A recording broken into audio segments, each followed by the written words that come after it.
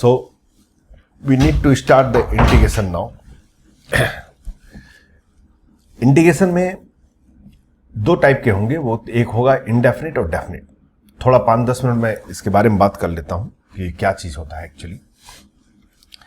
जब इंटीग्रेशन पहले जो है डेफिनिट इंटीग्रेशन आया था, इनडेफिनिट पहले नहीं आया था। हम लोग को पढ़ना इनडेफिनिट पहले है, but definite integration was the real integration, जो कि मतलब हम इंटीग्रेशन जिसको बोलते हैं।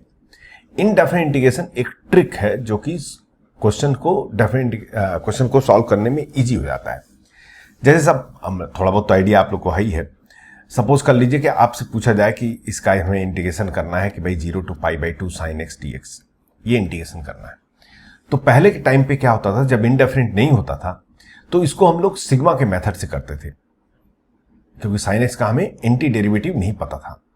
तो जब नहीं पता था, मतलब वो आइडिया नहीं डेवलप हुआ था, तब भी इसका इंटीग्रेशन किया जाता था, लेकिन उसके लिए हमें पूरा समेशन यूज करके करना पड़ता था। इसलिए सारे मैथमेटिशियन ने सोचा कि भाई क्यों ना कुछ ऐसा डेवलप किया जाए जिससे कि जो है ये कैलकुलेशन इजी हो जाए। अदरवाइज कैलकुलेशन बहुत लेंदी होता था। जब हम लोग डेफिनेट इंटीग्रेशन करेंगे तो उस टाइम देखेंगे कि इसको बिना इंटीग्रेशन के भी सॉल्व किया जा सकता है, इसका आंसर निकाला जा सकता है। उसे बोलते हैं definite integration by first principle. जैसे डिफरेंशिएशन बाय फर्स्ट प्रिंसिपल करते हैं, वैसे ही डेफिनेट इंटीग्रेशन भी फर्स्ट प्रिंसिपल के थ्रू कर सकते हैं। तो वो उस टाइम पे हम सीखेंगे। तो यहां पे इनडेफिनिट जो है पहले आया था, इनडेफिनिट बाद में आया था। लेकिन अब हम इनडेफिनिट पहले पढ़ेंगे, क्योंकि जो है उसी के बेस पे डेफिनेट इंटीग्रेशन सॉल्व करते हैं। So give the heading indefinite integration. Indefinite integration.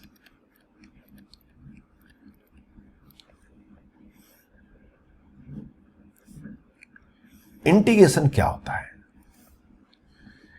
Integration is nothing but summation, sum करना। अगर आपसे कोई पूछे कि भाई इंटीग्रेशन क्या होता है, तो आप सिंपली एक ही चीज बोलेंगे कि वो समेशन होता है, वो सम करता है। तो समेशन के लिए इंटीग्रेशन की क्या जरूरत पड़ी? उसके लिए तो हमारे पास ऑलरेडी एक टूल था, सिग्मा। ये टूल हमारे पास अवेलेबल था पहले से ही, फिर उसके लिए इंटीग्रेशन की जरूरत क्यों पड़ी? क्योंकि सिग्मा जो है वो यूज करता है डिस्क्रीट वेरिएबल को ऐड करने के लिए, मतलब टर्म वाइज ऐड करता है। जैसे कोई एक सीरीज रहेगा, first term plus second term plus third term plus fourth term, ये टर्म को ऐड करेगा। लेकिन अगर हमें कंटिन्यूअस वेरिएबल को ऐड करना है, कंटिन्यूअस वेरिएबल मतलब ये सिग्मा जो ऐड करेगा, जैसे सपोज कर लीजिए 3 टर्म है तो 1 2 3 को ऐड कर लेगा, मतलब ये f(1) plus f(2) plus f(3) की वैल्यू बता देगा, ये समेशन करके बता देगा। लेकिन हमें अगर fx की सारे वैल्यू को सम करना है 1 और 2 के बीच के सारे वैल्यू को, तो फिर सिग्मा वहां फेल हो जाता है। कंटिन्यूअस वेरिएबल के लिए सिग्मा यूज नहीं हो पाता है। कंटिन्यूअस वेरिएबल का मतलब समझ आ रहा है ना? ये होता है डिस्क्रीट वेरिएबल, 1 2 3 4 5। कंटिन्यूअस वेरिएबल मतलब 1 से लेकर के 5 तक सारे वैल्यू, √2 भी आ जाएगा, 1.33 भी आ जाएगा, 1.22 भी आ जाएगा, सारे चीज आ जाएगा। तो ये वहां पे जो है इंटीग्रेशन का यूज करना पड़ता है, सिग्मा का यूज नहीं हो पाता है। कायदे की बात यही है कि ये सिर्फ सिग्मा ही है। सिग्मा का रोल केवल लिमिटेड होता है, इंटीग्रेशन का रोल अनलिमिटेड हो जाएगा, कहीं से कहीं तक भी ऐड कर सकते हैं। हम समेशन ऑफ सीरीज भी कर सकते हैं इंटीग्रेशन को यूज करके, और सिग्मा को यूज करके इंटीग्रेशन भी कर सकते हैं। दोनों जॉब कर सकते हैं। वो दोनों एक्सपेरिमेंट हम लोग देखेंगे डेफिनेट इंटीग्रेशन में। तो अगर आपसे कोई पूछे what is the integration, integration is nothing but summation. और इसको हम ये भी बोलते हैं anti derivative. Anti derivative indefinite integration को एंटी डेरिवेटिव बोलते हैं, डेफिनिट इंटीग्रेशन को नहीं। इनडेफिनिट इंटीग्रेशन क्या होता है? वो एंटी डेरिवेटिव होता है, मतलब reverse of derivative. Indefinite integration का कोई ज्योमेट्रिक मीनिंग नहीं होता है, वो सिर्फ एक ट्रिक है। It's just trick. आपको जितना अधिक ट्रिक आएगा उतना अधिक आप इस क्वेश्चन इनडेफिनिट इंटीग्रेशन को सॉल्व कर पाएंगे। इसमें कोई कंसेप्ट नहीं चलता है, उसमें सिर्फ प्रॉपरली ट्रिक चलता है। जितना भी सब्स्टिट्यूशन आपको पता रहेगा, जितना भी मेथड आपको पता रहेगा, उससे क्वेश्चन सॉल्व हो जाएंगे। एंटी डेरिवेटिव इनडेफिनिट इंटीग्रेशन ये बोलता है कि if d by d x of f x is equal to g x, then integration of g x, integration ऐसे लिखते हैं, इंटीग्रेशन सिंबल जी एक्स, और ये टर्म लिखना जरूरी है क्योंकि ये बताता है किसके रेस्पेक्ट में आप कर रहे हैं। वो जो है उसका जो है ये हो जाएगा एफ ऑफ एक्स प्लस सी। अभी सी मत लिखिए, सी की कहानी बाद में करेंगे हम लोग। मतलब अगर किसी का डिफरेंशिएशन जी एक्स है तो उसका इंटीग्रेशन एफ एक्स होगा, उसका इंटीग्रेशन एफ एक्स होगा। कायदन से मतलब सिर्फ इतना ही होता है और कुछ भी नहीं होता है। जैसे अगर आपसे कोई पूछे कि what is the integration of cos x, cos x का इंटीग्रेशन किसका क्या होगा, तो आप ये सोचिए कि किसका डिफरेंशिएशन कॉस एक्स होता है, तो हम कहेंगे साइन एक्स का डिफरेंशिएशन कॉस एक्स होता है, तो इसलिए कॉस एक्स का इंटीग्रेशन साइन एक्स हो जाएगा। बात को समझ में आ रही है? जिसका भी डिफरेंशिएशन कॉस एक्स होता है वही इसका आंसर होगा। आपसे कोई अगर पूछता है कि एक्स डीएक्स, एक्स का इंटीग्रेशन क्या होगा, तो आप तुरंत सोचिए कि किसका डिफरेंशिएशन एक्स होता है, तो एक्स स्क्वायर का डिफरेंशिएशन 2x होता है, हमें चाहिए एक्स, तो हम कहेंगे एक्स स्क्वायर बाई 2 का डिफरेंशिएशन एक्स होता है, इसलिए इसका आंसर एक्स स्क्वायर बाई 2 होगा। लेकिन इस चक्कर में जैसे मैंने आपको बताया ये एंटी डेरिवेटिव होता है, बहुत सारे ऐसे फंक्शन होते हैं जो किसी का भी डिफरेंशिएशन नहीं होता है। जैसे अगर आपसे कोई पूछे ई पावर एक्स स्क्वायर का इंटीग्रेशन बताओ, तो ऐसा कोई फंक्शन नहीं है मैथमेटिक्स में अब तक, मतलब मैंने चेक नहीं किया है, जो मैंने भी बुक में पढ़ा है, ऐसा कोई भी फंक्शन नहीं है मैथमेटिक्स में जिसका डिफरेंशिएशन ई पावर एक्स स्क्वायर हो जाए। इसलिए इस फंक्शन को हम बोलेंगे ना, इसका एंटी डेरिवेटिव पॉसिबल नहीं है, इसका एंटी डेरिवेटिव पॉसिबल नहीं है, मतलब इनडेफिनिट इंटीग्रेशन पॉसिबल नहीं होगा। मैं इनडेफिनिट इंटीग्रेशन की बात कर रहा हूं, डेफिनिट की नहीं बात कर रहा हूं, दोनों में कंफ्यूज मत होइएगा। डेफिनिट अलग चीज हो जाएगा, इनडेफिनिट अलग चीज हो जाएगा। मतलब इसका एंटी डेरिवेटिव पॉसिबल नहीं है। क्यों नहीं पॉसिबल है? क्योंकि ऐसा कोई फंक्शन नहीं है जिसका डिफरेंशिएशन ई पावर एक्स स्क्वायर हो जाए। तो ये कैसे चेक करेंगे? कोई चेक नहीं कर सकता। मैं भी ऐसे ही बोल रहा हूं क्योंकि मैं बुक में पढ़ा हूं और उसको बिलीव करके मैं आपको समझा रहा हूं, और आपको भी ऐसे ही बिलीव करना है। और कोई मेथड नहीं है कि हम चेक कर सके कि ये फंक्शन का एंटी डेरिवेटिव पॉसिबल है कि नहीं है। जैसे कोई फंक्शन कॉन्टिन्यूअस है, डिफरेंशिएबल है कि नहीं, लिमिट एग्जिस्ट करता है कि नहीं करता है, हम चेक कर सकते हैं। किसी फंक्शन का एंटी डेरिवेटिव पॉसिबल है कि नहीं है, मतलब इनडेफिनिट इंटीग्रेशन पॉसिबल है कि नहीं है, ऐसा कोई मेथड हमारे पास नहीं है, हम पता नहीं कर सकते। तो जो हमारे पास लिस्ट ऑफ फंक्शन कुछ दिए जाएंगे वही आपको याद रखना है। और आपसे कोई नहीं पूछ रहा है कि भाई ऐसा कोई फंक्शन देंगे जिसका एंटी डेरिवेटिव पॉसिबल ना हो, ऐसा कभी भी आपसे पूछा नहीं जाएगा, क्योंकि आप पता ही नहीं कर सकते, हमारे पास कोई मेथड ही नहीं है। तो ये इसका anti derivative not possible, anti derivative not possible. बार बार मैं वर्ड एंटी डेरिवेटिव बोल रहा हूं क्योंकि वो डेफिनेट से मिक्स ना हो, क्योंकि इंटीग्रेशन डेफिनेट इंटीग्रेशन भी हो सकता है, इनडेफिनेट भी हो सकता है। जब हम डेफिनेट इंटीग्रेशन की बात करेंगे तो इसकी वैल्यू, एग्जैक्ट वैल्यू तो नहीं बता पाएंगे, बट फिर भी हम इसकी इंटरवल तो बता ही देंगे, क्योंकि डेफिनेट इंटीग्रेशन प्योर कंसेप्चुअल होता है, प्योर ग्राफिकल होता है, प्योर ज्योमेट्रिकल होता है। तो अगर आपको इस वजह से इनडेफिनिट से नहीं पता चलता है तो हम ग्राफ के थ्रू बता सकते हैं, ऐसे कोई प्रॉब्लम नहीं आएगा। All of you able to understand? ये मतलब थोड़ा सा मैं भूमिका दे रहा था आपको। अब यहां पे एक चीज और सीखने वाली है। अगर आपसे कोई पूछे कि भाई इसका इंटीग्रेशन बताओ, ध्यान दीजिएगा, इसका इंटीग्रेशन बताओ, तो आप तुरंत सोच जाएंगे कि भाई सेकेंड स्क्वायर किसका एंटी डेरिवेटिव है? tan x का। भाई tan x को अगर डिफरेंशिएट करेंगे सेकेंड स्क्वायर x आएगा, तो tan x बोलेंगे। कोई और आकर के बोल सकता नहीं नहीं नहीं, मेरे पास एक और फंक्शन है। कौन सा? 1 प्लस tan x। ये भी सही है भाई, 1 प्लस tan x का भी डिफरेंशिएशन तो यही होता है, 2 प्लस tan x का भी तो यही होता है। तो अगर आपने सिर्फ tan x लिखा तो ये इनकंप्लीट आंसर होगा। बात समझ आ रही? जैसे आपसे पूछा जाए कि एक्स स्क्वायर इक्वल टू 4 का सॉल्यूशन बताओ, तो आपने कहा x इक्वल टू 2। क्या ये रॉन्ग सॉल्यूशन है? नहीं, रॉन्ग सॉल्यूशन नहीं है, बट ये इनकंप्लीट सॉल्यूशन है। आपने एक सॉल्यूशन को मिस कर दिया। ठीक उसी टाइप से अगर आपने tan x सिर्फ लिखा तो आपने इस वाले केस को मिस कर दिया, और 1 प्लस tan x लिखा तो इसको मिस कर दिया, tan x को मिस कर दिया। तो हमें tan x प्लस सी लिखते हैं हमेशा, जो c आर्बिट्री कांस्टेंट है। जैसे ही c लिख देंगे ये भी केस आ गया, ये भी केस आ गया, सारे पॉसिबल केस आ गया। इसलिए इनडेफिनिट इंटीग्रेशन में c इज द कंपलसरी। अगर आपने c मिस किया, बोर्ड एग्जाम अगर आप लिख रहे हैं तो उसमें आपके मार्क्स कट जाएंगे, क्योंकि ये इनकम्प्लीट सॉल्यूशन हो जाएगा। तो हमेशा माइंड में रखिए, इनडेफिनिट इंटीग्रेशन में आर्बिट्री कांस्टेंट इज कंपलसरी। क्यों कंपलसरी है? क्योंकि अगर हमने c नहीं लिखा तो हम ये कहना चाह रहे हैं कि दुनिया में सिर्फ fx ही एक ऐसा फंक्शन है जिसका डेरिवेटिव gx है। ऐसा नहीं है। 1 प्लस fx का भी तो डेरिवेटिव gx है, 2 प्लस fx का भी तो डेरिवेटिव gx है। बात समझ आ रही है?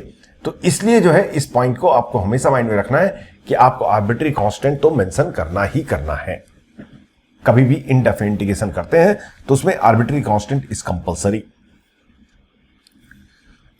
चलिए आगे बढ़ते हैं।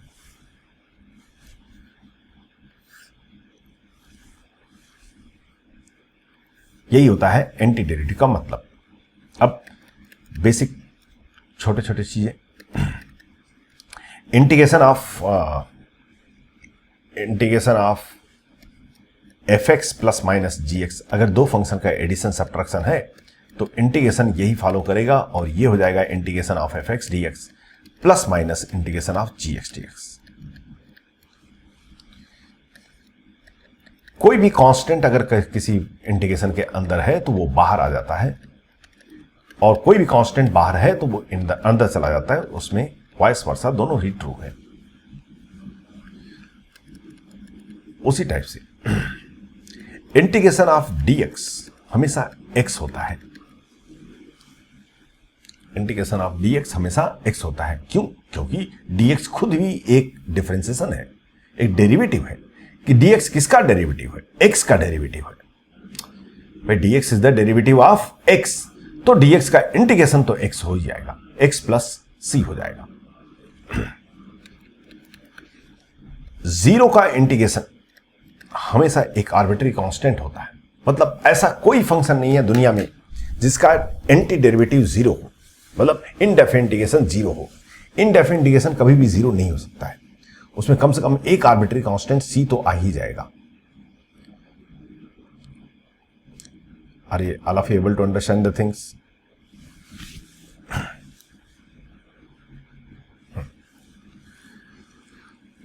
Okay. Now some basic formula. Some basic formulas जो आपको पता है, बट फिर भी मैंने आपको प्रॉमिस किया है कि बेसिक से स्टार्ट करेंगे तो बेसिक से ही स्टार्ट करेंगे। सारे फार्मूला लिख डालते हैं। Integration of x power n मालूम है, लिखते जाइए मेरे साथ साथ। मुझे न पूछने की जरूरत है, ना आपको बताने की जरूरत है। n नॉट इक्वल टू -1, याद रखिएगा। n जो है 1 -1 के इक्वल नहीं होता है। क्यों? क्योंकि -1 है तो उसके लिए अलग फार्मूला बना है, वो होगा ln mod x plus c। याद रखिए 1/x का इंटीग्रेशन ln mod x होता है, ln x नहीं होता है, ln mod x होता है। क्यों? क्योंकि ln mod x का डिफरेंशिएशन 1/x होता है। तो कहोगे ln x का भी तो होता है? हाँ, ln x का भी होता है, but most general case is what? ln mod x। तो ln mod x plus C. a power x का integration a power x by ln a plus C. e power x का integration e power x plus C. लिखते जाइए फटाफट, मुझे मालूम है सब, ये सब पता है आपको। ln x का integration x ln x minus x plus सी।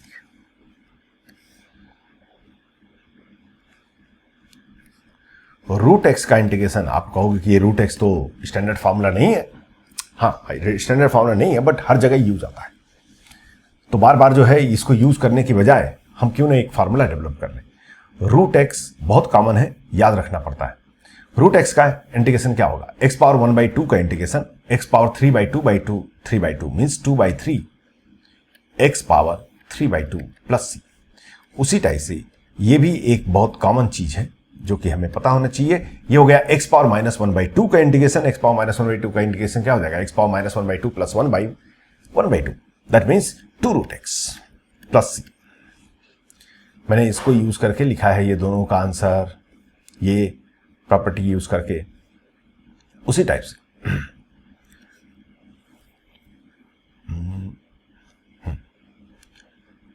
साइन एक्स का इंटीग्रेशन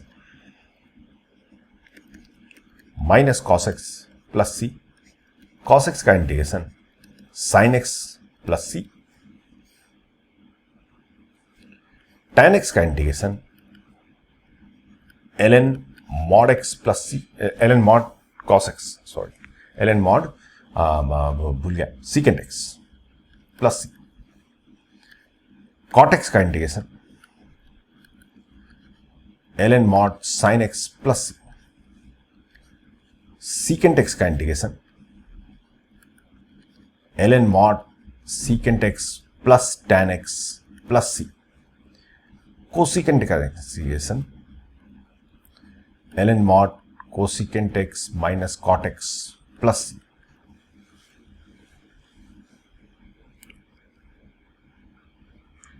फॉर्मूला मेन चीज है किसी भी इंटीग्रेशन में, याद रखिएगा। यहां तक हो गया।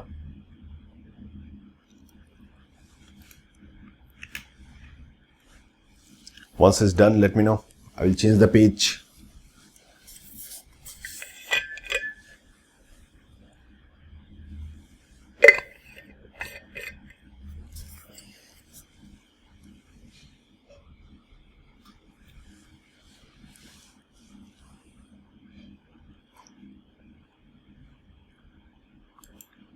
Done. Okay.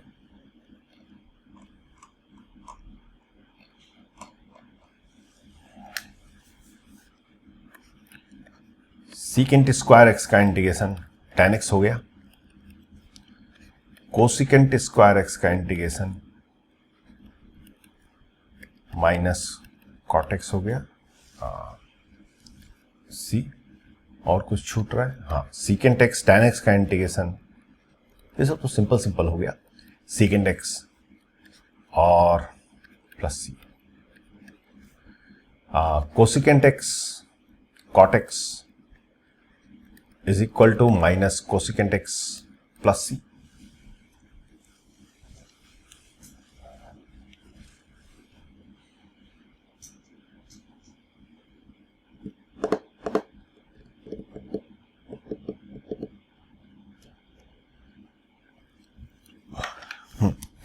बस this is round one formula. Irrational function का इंटीग्रेशन का फार्मूला हम लोग बाद में सीखेंगे, पहले बेसिक करेंगे। याद रखिए इनडेफिनिट इंटीग्रेशन में कोई चेन रूल नहीं होता है, मतलब डिफरेंशिएशन में कोई प्रॉब्लम नहीं होता है। आपने sine of cos of tan x लिख दिया तो भी आप कर देंगे, लेकिन इंटीग्रेशन में ऐसा कुछ नहीं है। इंटीग्रेशन में जब तक एग्जैक्टली फार्मूला मैच नहीं करता है आप इंटीग्रेशन नहीं कर सकते हैं। मतलब फार्मूला अप्लाई करने के लिए आपको एग्जैक्ट फार्मूला मैच होना चाहिए। ध्यान दीजिएगा जरा, अगर आपसे कोई पूछ रहा है कि भाई एक्स क्यूब का डिफरेंशिएशन क्या होगा, तो आप बोलोगे 3x स्क्वायर, और उसी टाइम किसी ने पूछ लिया साइन एक्स होल क्यूब का डिफरेंशिएशन बताओ, तो आप कहोगे 3 साइन स्क्वायर एक्स, इस फार्मूला को यूज करेंगे इनटू साइन एक्स का डिफरेंशिएशन। लेकिन अगर आपसे कोई इंटीग्रेशन पूछ दिया तो नहीं लगेगा। आप यहां पे एक्स क्यूब का एक्स पावर एन का फार्मूला नहीं लगा सकते, एक्स पावर एन का फार्मूला सिर्फ एक्स पावर एन पे लगता है, साइन एक्स पावर 3 पे नहीं लगेगा। तो कभी भी याद रखिएगा, जब भी क्वेश्चन सॉल्व करते हैं और आप कोई भी फार्मूला एक्स पावर एन का फार्मूला लगा रहे हैं, तो आप एक्स का पावर एन का फार्मूला सिर्फ एक्स पावर एन के लिए लगा सकते हैं। अगर एक्स की जगह पे कोई फंक्शन रिप्लेस हो जाता है तो formula can not be applied. Whenever x replace by a function, composite function जैसा रूल कभी भी इंडेफिनिट इंटीग्रेशन में नहीं होता है। कंपोजिट फंक्शन का कोई भी रूल इंडेफिनिट इंटीग्रेशन में नहीं होता है। मतलब जो सीकेंट स्क्वायर एक्स का फार्मूला tan x प्लस 6 है, तो सीकेंट स्क्वायर एक्स में x को आप कोई और फंक्शन से रिप्लेस नहीं कर सकते। मतलब सीकेंट स्क्वायर ln x का इंटीग्रेशन नहीं कर सकते आप इसके फार्मूले से। वो हो सकता है आप दूसरे मेथड से कर लें, बट ये फार्मूला डायरेक्ट अप्लाई नहीं कर सकते। तो कभी भी composite function can not be done in the indefinite integration, composite function को नहीं कर सकते। डिफरेंशिएशन में ये प्रॉब्लम नहीं था, डिफरेंशिएशन में कंपोजिट बहुत आराम से होता था। चलिए इसमें छोटे छोटे फर्स्ट अभी मैं आज केवल इनिशियल करूंगा, मैं सब्स्टिट्यूशन पे नहीं जाऊंगा, केवल बेसिक्स थोड़ा प्रैक्टिस करेंगे ट्रिग्नोमेट्री और ये सब अप्लाई करके। पहला जो रूल आपको जो सीखना है यहां पे ये है कि if integration of f x is g x plus c, then integration of f of a x plus b will be 1 by a g of a x plus b plus. बहुत ही इंपॉर्टेंट प्रॉपर्टी। इनडेफिनिट इंटीग्रेशन आपको एक freedom देता है कि आप x को किसी लीनियर एक्सप्रेशन से रिप्लेस कर सकते हैं। x को किसी लीनियर एक्सप्रेशन से एक्सप्रेस कर सकते हैं, उसमें कोई प्रॉब्लम नहीं आएगा। बात समझ आ रही है? कोई भी लीनियर एक्सप्रेशन से जब आप फंक्शन में x को लीनियर एक्सप्रेशन से एक्सप्रेस करेंगे तो ये आंसर में भी रिप्लेस करना पड़ेगा, साथ में यहां पे एक 1 by coefficient of x divide कर देना रहेगा। जैसे अगर आपसे कोई पूछे what is the integration of sin 3x plus 2dx, तो हम कहेंगे sin x का इंटीग्रेशन अप्लाई करेंगे। sin x का इंटीग्रेशन माइनस cos x होता है, तो sin 3x प्लस 2 का minus cos 3x plus 2 plus c, but x का कोफिशिएंट है वो डिवाइड करना पड़ेगा इंटू 1/3। x का जो कोफिशिएंट है वो डिवाइड कर देना रहेगा हमेशा। x का कोफिशिएंट डिवाइड हो जाना चाहिए। First very important rule to understand. समझ में आ गया सबको आई थिंक। तो इसी रूल पे जल्दी जल्दी कुछ क्वेश्चन कर लेते हैं, छोटा छोटा, अच्छा लगेगा आपको भी। 1 minus 5x raise power 10 dx। Second, जितना जल्दी मैं लिख रहा हूं उतना जल्दी आप आंसर भी लिख डालिए। Second one, e power 7 minus 5x dx। Third one, integration of dx by root over 4 minus 3x। Fourth one, integration of cos square 5x। चारों क्वेश्चन को जल्दी जल्दी आंसर आप लिख लीजिए बस। Once is done let me know it done. छोटे छोटे क्वेश्चन है।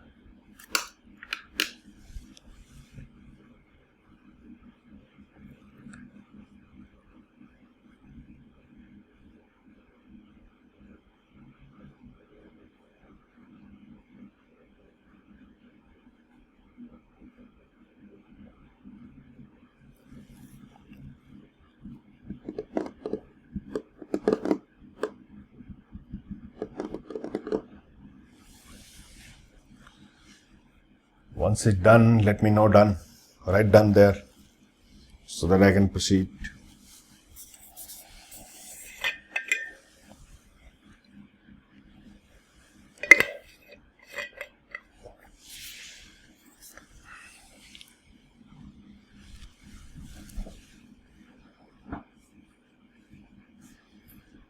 हो गया?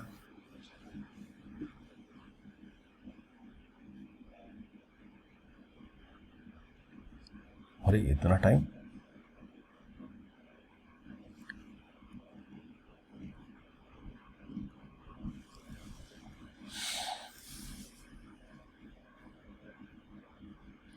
ओके, पहला वाला बहुत सिंपल। कौन सा formula? x power n। But आप कहोगे सर अभी आपने बताया कि आप x से कोई भी रिप्लेस नहीं कर सकते। कर सकते, केवल लीनियर फंक्शन। यहां पे x से कौन रिप्लेस हुआ है? 1 माइनस 5x। तो x पावर 10 का इंटीग्रेशन x पावर 11 बाई 11, तो आई से 1 minus 5x by power 11 by 11 plus c, but coefficient of x minus 5 वो भी डिवाइड होना है, तो माइनस 55। दूसरा वाला आंसर हो जाएगा आपका e पावर x का इंटीग्रेशन e पावर x, तो e पावर 7 माइनस 5x का integration e power 7 minus 5x divided by coefficient of x that is the minus 5 plus c। Third का 1 बाई रूट एक्स का integration 2 root x plus c, तो dx by root 4 minus 3x का integration 2 root 4 minus 3x plus c, but coefficient of x minus 3, तो minus 3 हम यहाँ divide कर देंगे। And fourth one कैसे सॉल्व करेंगे? फोर्थ में हम यहां पे कॉस स्क्वायर 5x है, इसको सॉल्व नहीं कर सकते जब तक कि इसे हम लीनियर में चेंज ना करें, और इसे क्या लिख देंगे? 1 plus cos 10x divided by 2 dx। अब इसे स्प्लिट कर लेते हैं तो ये हमारे पास आ गया 1/2 dx plus 1/2 integration of cos 10x dx। तो ये 1/2 बाहर आ जाएगा और dx का इंटीग्रेशन x हो जाता है तो x/2 प्लस कॉस 10x का इंटीग्रेशन क्या हो जाएगा? साइन 10x/10, साइन 10x/10, तो ये हो जाएगा sine 10x/20 plus, how many have you got all correct?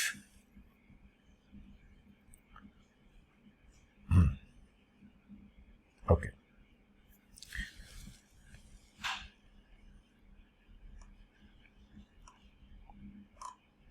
right, can I go ahead?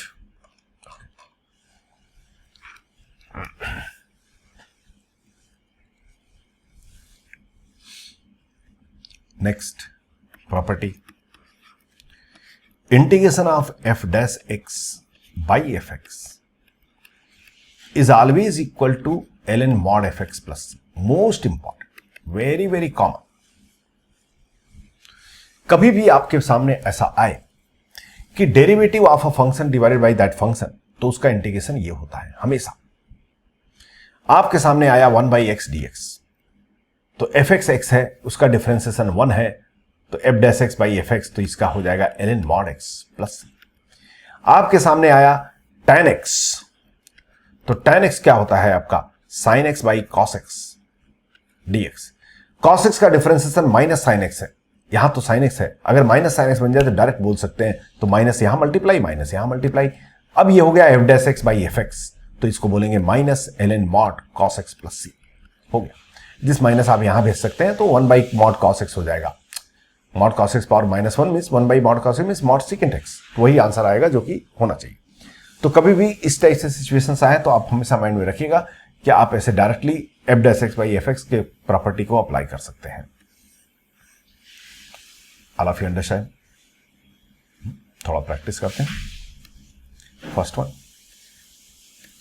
x by 2 plus x square. कोई भी सब्स्टिट्यूशन या कुछ भी अप्लाई मत कीजिएगा, आप ये जानिएगा कि आपको मालूम ही नहीं सब्स्टिट्यूशन बाई पार्ट्स क्या होता है। ठीक है, अगर पहले से थोड़ा आइडिया है आपको तो फ्यूचर का कोई भी चीज अप्लाई मत कीजिएगा, जो बेसिक पढ़ा रहा हूं उतना ही प्रैक्टिस करना है हमें। dx by,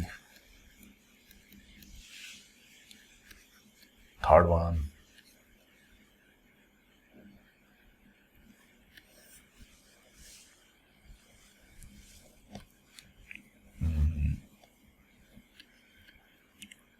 dx by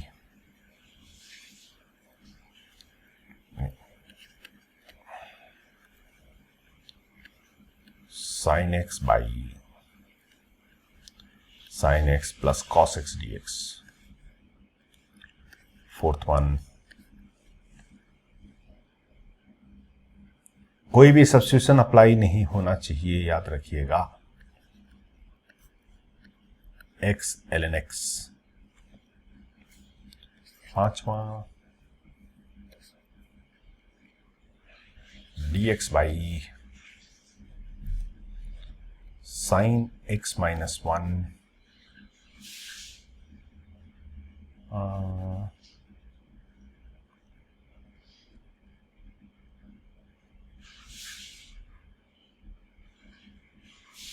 cos x minus 2।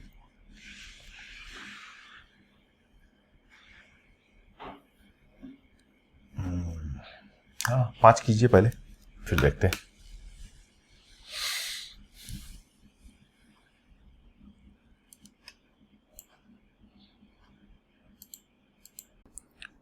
चलो भाई करते हैं।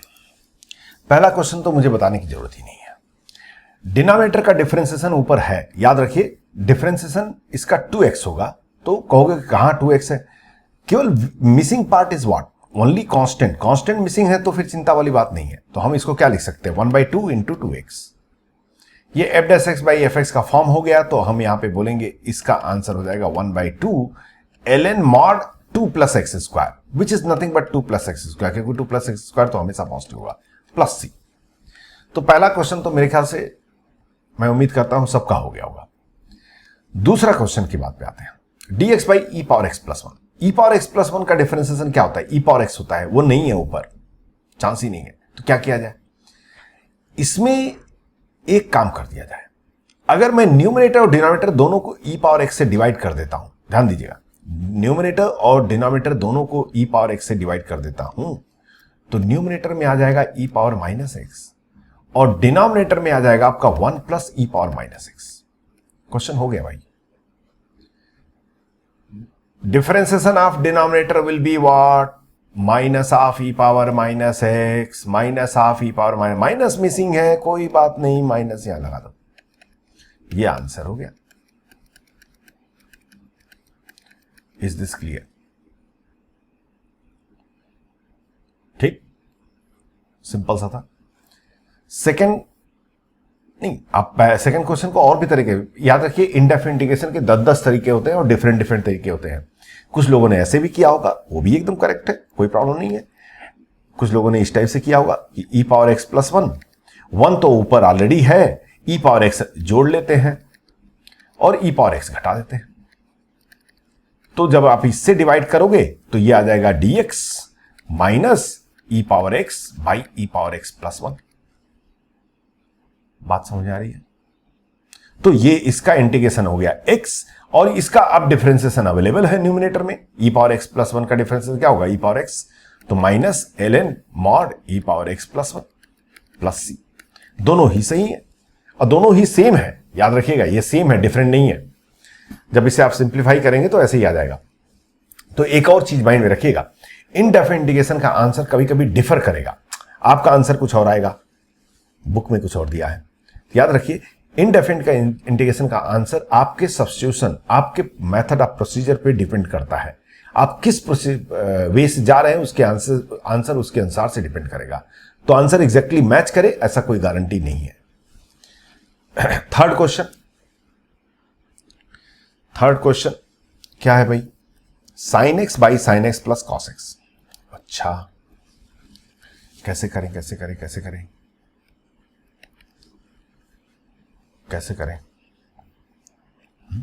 बोल तो दिया मैंने, कर लेंगे तो कर लेंगे। 2 sine x by sine x plus cos x, मैं 2 मल्टीप्लाई कर लिया। अब 2 साइन एक्स को भी मैं थोड़ा घुमा दे रहा हूं, इसको मैंने लिख दिया sign x plus sine x, और यहां पे प्लस कॉस एक्स कर दिया और यहां पे माइनस कॉस एक्स कर दिया। क्यों? समझ में आएगा अभी। अब अगर आप इससे डिवाइड करेंगे तो आपके पास आ जाएगा 1/2 dx, और यहां से ध्यान दीजिएगा, यहां से माइनस कॉमन लेकर के डिवाइड कीजिए, minus cos x minus sine x divided by sine x plus cos x. मेरे ख्याल से सबको समझ में आ गया मैंने क्या किया। ये हो जाएगा 1/2x माइनस, इसका डिफरेंशिएशन क्या होगा? cos x minus sine x, जो कि न्यूमरेटर में है, तो minus ln mod sine x plus cos x plus.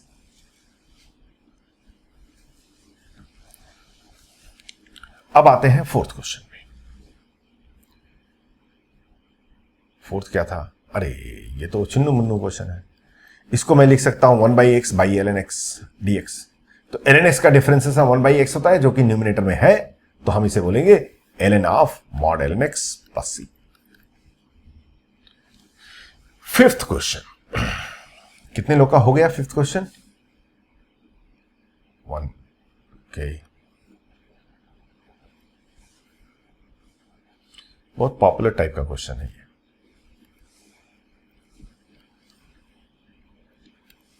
ऐसा कोई बुक नहीं होगा इनडेफिनिट इंटीग्रेशन का जिसमें इस टाइप के क्वेश्चंस ना मिले, आपको हमेशा मिलेंगे। One of the most popular question. ऐसे क्वेश्चन देखिए, sign x minus one sine cos x minus 2। अगर ये x माइनस 1 होता तो मैं बहुत खुश हो जाता, तब मैं सीधे 2 मल्टीप्लाई करता, 2 ऊपर मल्टीप्लाई करता, साइन 2x माइनस 1। बट ये दोनों एंगल डिफरेंट है, तो साइन 2 थीटा का फार्मूला तो अप्लाई होगा ही नहीं। ठीक है भाई, एक काम करते हैं, इसको हम लोग ऊपर लिख लेते हैं साइन, नहीं साइन नहीं, cos x minus 2 minus x minus 1, cos x minus 2 cos x minus 2, this one x minus 2। ये क्या है एक्चुअली? अगर आप इसे एक्सपेंड करेंगे तो x minus 2 minus x plus 1, तो कॉस माइनस 1 ही तो आएगा। ये कांस्टेंट क्वांटिटी है। सन्नाटे में चले गए सारे लोग। x minus 2 minus x plus 1, तो ये क्या हो जाएगा? एक्स एक्स बाय बाय हो जाएगा, माइनस 1 होगा ना। तो ये तो कॉस माइनस 1 है। कॉस माइनस 1 तो कांस्टेंट है। कांस्टेंट मल्टीप्लाई डिवाइड कर सकते भाई, तो 1 बाई कॉस माइनस 1 यहां भी कर देते। Cos minus 1 means cos 1। अब ये दोनों सेम हो गए कि नहीं? लेकिन इससे बेनिफिट हो गया हमारे लिए। क्या हो गया? एक्सपैंड कर दो। Cos A minus cos B क्या होता है? Cos A cos B means cos x minus 2 cos x minus 1 plus sine x minus 2 sine x minus 1 divided by sine x minus 1 cos x minus 2 dx 1 by cos 1। अब जो है divide करिए इसके साथ और इसके साथ। जब इसके साथ डिवाइड करेंगे तो आपका कॉस एक्स माइनस 2 कैंसिल हो जाएगा। न्यूमिनेटर में कॉस एक्स माइनस 1, डिनोमिनेटर में साइन एक्स माइनस 1, वो हो जाएगा आपका कॉट एक्स माइनस 1। और जब इसके साथ डिवाइड करेंगे तो क्या हो जाएगा? Plus 1 by cos 1 integration of sine x minus 1 cancel हो जाएगा और टेन एक्स माइनस 2 आ जाएगा। कुछ मिस्टेक किया, कुछ तो कर दिया। साइन एक्स माइनस 1 कैसे? हाँ नहीं ठीक है, मिस्टेक क्यों करूंगा भाई, इंटीग्रेशन तो मेरा फेवरेट है। Cos 1 cot x minus 1, cot x का इंटीग्रेशन क्या होता है? कॉट एक्स का integration ln mod sine x, तो ये हो जाएगा ln mod sine x minus 1 plus 1 by cos 1, इसका क्या होता है? ln mod secant x minus 2 plus c. थोड़ा इसको अच्छा लगा देते हैं, 1 बाई कॉस 1 बाहर ले लिया और ln mod sine x minus 1 plus ln mod secant x minus 2, मतलब ln mod this into this, मतलब हो गया कि ln mod sine x minus 1 into secant x minus 2 means by cos x minus 2। ऐसे लिख देंगे, थोड़ा अच्छा लगेगा देखने में और कुछ नहीं। वैसे हो तो यहीं पे गया। Is this clear to everybody?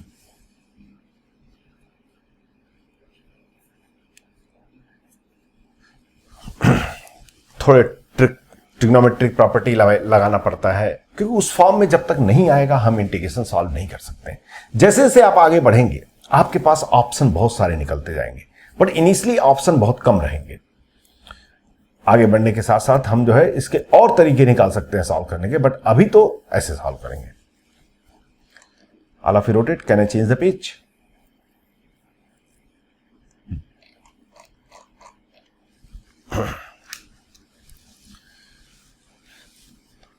अब इसमें बहुत सारे केसेस होते हैं जो कि आपको करना रहेगा। कुछ क्वेश्चन मैं पहले आपको होमवर्क देता हूं, फिर आगे बढ़ता हूं, अदरवाइज फिर लास्ट मोमेंट में जल्दी जल्दी अच्छे क्वेश्चन नहीं दे पाऊंगा। प्रैक्टिस करना है, बिना प्रैक्टिस के काम चलेगा नहीं। Sine 3x cos 5x dx, second sine cube x dx, third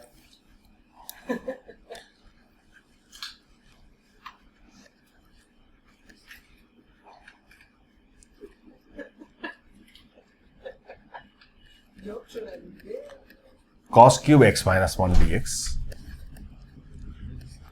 Next one.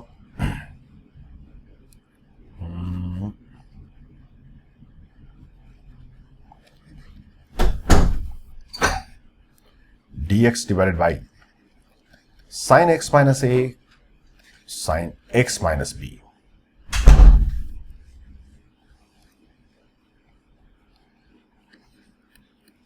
Fifth one.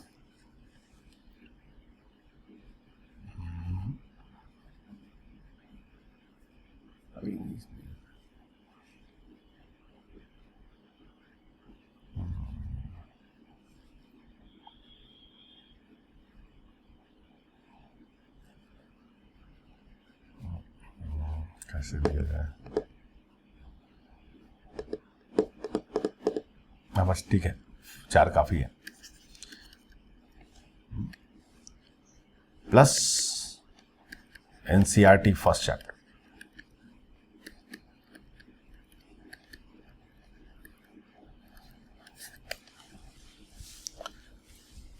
NCERT करते रहना है बेसिक क्वेश्चंस में। All of you wrote the questions, note कर लिया? ठीक है, चलिए आगे बढ़ते हैं। इंटीग्रेशंस जब आपको सॉल्व करना रहेगा तो इंटीग्रेशन में हम कुछ प्रोसीजर फॉलो करते हैं, जो कि what we are going to do. First by substitution, मैं मेथड्स बता रहा हूं और वही 1 by 1 करेंगे हम। Second by parts. Third by partial fraction.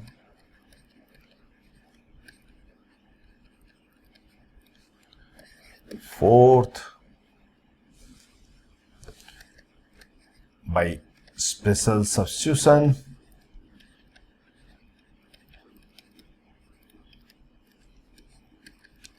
I12, I22। मतलब मैं आपको 22 केसेस बताऊंगा जो कि 99% क्वेश्चंस को कवर करेगा। ठीक है, वो स्पेशल सब्स्टिट्यूशंस होते हैं। पांचवा बाय रिडक्शन फार्मूला।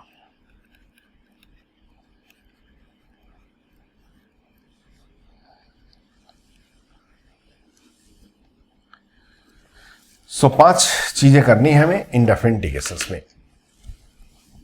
बीच में और भी कुछ रहेगा, जैसे कि जब मैं बाय पार्ट्स हम लोग पढ़ेंगे तो उसमें कॉम्प्लेक्स नंबर को यूज करके इस क्वेश्चंस को सॉल्व करेंगे। ठीक है, तो उसके अंदर ही रहेगा। फिर पार्शियल फ्रैक्शन से करेंगे, उसके बाद से by special substitution, that is the irrational function. Basically कितने भी इर्रेशनल फंक्शन कैसे करते हैं, तो उसमें 22 I1 to I22, मतलब ये हम लोग के बीच का रहेगा कि जैसे मैं आगे बोलूंगा कि यूज करो I9 को यूज कर लो, I10 को यूज कर लो, उस टाइम में 22 केसेस रहेंगे। वो 22 cases maximum whatever the question you can see books and all those things you can solve it in JEE. Of course you have to use your common sense also, because these are the cases which is available on the different type of question on the basis of जितने सारे questions को मैंने देखा है उसके base पे मैंने 22 cases बना दिए हैं। लेकिन वही उतने ही क्वेश्चन होंगे ऐसा कोई जरूरी थोड़ी है। हो सकता है कि अगला कोई एक नया इन्वेंटेड क्वेश्चन डेवलप कर दे, तो वहां पर तो आपको अपना कॉमन सेंस और बेसिक नॉलेज यूज करना पड़ेगा। और उसके बाद से रिडक्शन फार्मूला को आगे यूज करेंगे। तो पहला चीज हम स्टार्ट करते हैं by substitution. So give the heading, all of you. Integration by substitution. Integration by substitution.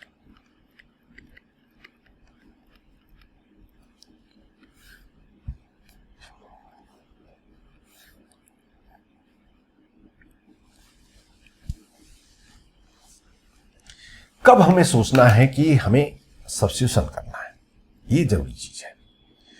जब भी आपको एक से अधिक फंक्शन दिखाई दे, जब भी आपको एक से अधिक फंक्शन दिखाई दे और किसी का डिफरेंशिएशन प्रोडक्ट में अवेलेबल है, तो सब्स्टिट्यूशन के बारे में सोचना है। कोई गारंटी नहीं कि सब्स्टिट्यूशन से हो जाएगा, लेकिन सब्स्टिट्यूशन कब सोचना है? जब हमें एक से अधिक फंक्शन दिखाई दे और किसी फंक्शन का डिफरेंशिएशन अवेलेबल हो प्रोडक्ट में, तो हमें सब्स्टिट्यूशन देखना है। मतलब यह है, if differentiation of any function is available in product, then put that function as t, put that function as t या फिर y या फिर कुछ भी नया function, that is called as substitution. क्या मतलब है, ये तो क्वेश्चन से ही समझ में आएगा। जैसे सपोज कर लीजिए, नोट मत कीजिए, ध्यान दीजिए, आपसे पूछा जाए कि x into sine x square का डिफरेंशिएशन इंटीग्रेशन बताओ। तो एक याद रखिए, x का डिफरेंशिएशन हमेशा अवेलेबल रहता है, तो उसको कभी भी t मत पुट किया कीजिए। किसी भी इंटीग्रेशन में x को t मत पुट किया कीजिए, क्योंकि ये वेरिएबल है, वेरिएबल को टी पुट नहीं करते हैं। साइन का डिफरेंशिएशन है क्या? नहीं, नहीं है। कॉस नहीं है। एक्स स्क्वायर का डिफरेंशिएशन है क्या? हाँ है। एक्स स्क्वायर का डिफरेंशिएशन क्या होगा? 2x होगा, वो तो है। कांस्टेंट के बारे में चिंता मत कीजिए, कांस्टेंट अगर मिसिंग है तो कोई प्रॉब्लम नहीं, वेरिएबल मिसिंग नहीं होना चाहिए। तो हम यहां पे कहेंगे कि this question will be solve, will try by substitution, will try, again I am saying everything is the we will try. कोई गारंटी नहीं है दुनिया में, ऐसा कोई मेथड नहीं है जो इनडेफिनिट इंटीग्रेशन में बोल दे कि हाँ ये करो आंसर आएगा, ऐसा कोई जरूरी नहीं है। वो डिपेंड करता है क्वेश्चन टू क्वेश्चन। हम ट्राई करेंगे। तो जो भी जिसका भी डिफरेंशिएशन अवेलेबल है उसको हम पुट करते हैं टी। तो let x square equal to T. ध्यान दीजिए प्लीज आप लोग, ये कहते हैं वेरिएबल सब्स्टिट्यूशन। इसको वेरिएबल को मैंने सब्स्टिट्यूट कर दिया। उसके बाद से केवल वेरिएबल को सब्स्टिट्यूट नहीं करना है, इसके वेरिएबल के डेरिवेटिव को भी सब्स्टिट्यूट करना है। तो ये दोनों साइड डिफरेंशिएट कर दीजिए, दोनों साइड डिफरेंशिएट कर दीजिए। किसके रेस्पेक्ट में? किसी के भी रेस्पेक्ट में, या तो एक्स के रेस्पेक्ट में कीजिए या तो टी के रेस्पेक्ट में कीजिए, या फिर एग्जैक्ट डिफरेंशिएशन कर दीजिए। कौन सा differentiation? Exact differentiation. Exact differentiation वो क्या होता है? किसी के रेस्पेक्ट में नहीं करते हैं। जैसे अगर आपसे कोई पूछे कि x पावर 5 का डिफरेंशिएशन क्या होगा, तो आप तुरंत बोलोगे 5x पावर 4। अरे ये तो x के रेस्पेक्ट में हुआ ना। अगर मैं कहूं कि सिंपली इसका डिफरेंशिएशन क्या होगा, डी ऑफ x पावर 5, तो हम कहेंगे x पावर 5 का differentiation 5x power 4 into x का differentiation dx। This is called as the what? Exact differentiation. Did you understand? समझ आ रही है आपको बात? जैसे आपसे कोई पूछे डी ऑफ साइन एक्स बताओ, तो हम कहेंगे साइन एक्स का डिफरेंशिएशन कॉस एक्स होता है, और फिर एक्स का डिफरेंशिएशन, क्योंकि एक्स अब आपका एक वेरिएबल है, हम इसके रेस्पेक्ट में थोड़ी कर रहे हैं। Did you understand? तो हमेशा माइंड में रखिए कि एक्चुअली क्या होता है कि करने को आप बिना एग्जैक्ट के भी कर सकते हैं, but generally exact he apply किया जाता है, वही तरीका होता है करने का। तो हमने कर दिया। इसका एक्स स्क्वायर का डिफरेंशिएशन 2x dx, टी का डिफरेंशिएशन dt। तो यहां से आपकी dx की वैल्यू आएगी, dx equal to dt by 2x। याद रखिए ये वेरिएबल सब्स्टिट्यूशन है, ये इसके डेरिवेटिव का सब्स्टिट्यूशन है।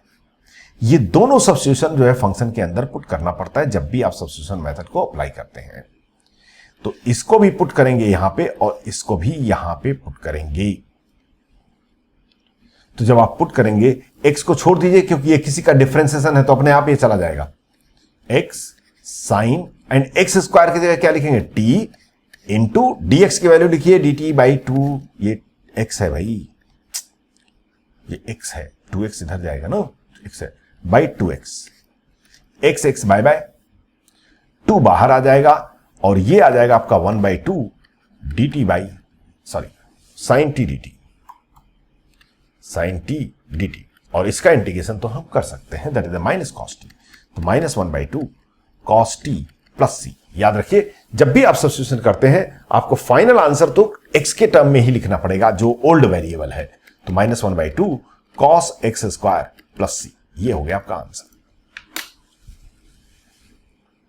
सब्स्टिट्यूशन ऐसा नहीं है कि आप पहली बार कर रहे हैं, फिजिक्स में थोड़ा बहुत पहले से क्या कर रहे होंगे, थोड़ा बहुत तो आइडिया होगा ही होगा, बट यहां पे मैं ये बता रहा हूं कब आपको अप्लाई करना है। जब भी किसी का डिफरेंशिएशन अवेलेबल है प्रोडक्ट में, तभी आपको, तब आप इसके बारे में सोचिए। क्या अगर डिफरेंशिएशन अवेलेबल नहीं है तो हम अप्लाई नहीं कर सकते? नहीं कर सकते। डिफरेंशिएशन का, सब्स्टिट्यूशन का मतलब सिंपल सा ये होता है कि आप वेरिएबल का नाम चेंज कर रहे हैं, बस, और कुछ भी नहीं होता है। उस वेरिएबल को किसी एक अलग कंपोजिट फंक्शन से पुट कर रहे हैं, और कोई मतलब नहीं होता है इसका। तो आपकी मर्जी है, कभी भी आप अप्लाई कीजिए। बट जनरली मैं ये देखता हूं कि कहीं पे भी अगर डिफरेंशिएशन अवेलेबल है प्रोडक्ट में, तब हम जो है इसको अप्लाई करते हैं। ठीक है, तो आगे की चर्चा इस पे आगे नेक्स्ट क्लास में रखेंगे। आप फॉर्मूला प्लीज याद रख लीजिएगा सारा चीज, क्योंकि सारा फॉर्मूला याद होना चाहिए। अगले क्लास थोड़ा सा फिर लेंदी होगा, और ये होमवर्क एवरीडे करके, जिसका होमवर्क आया नहीं रहेगा I will not allow in the class. जैसे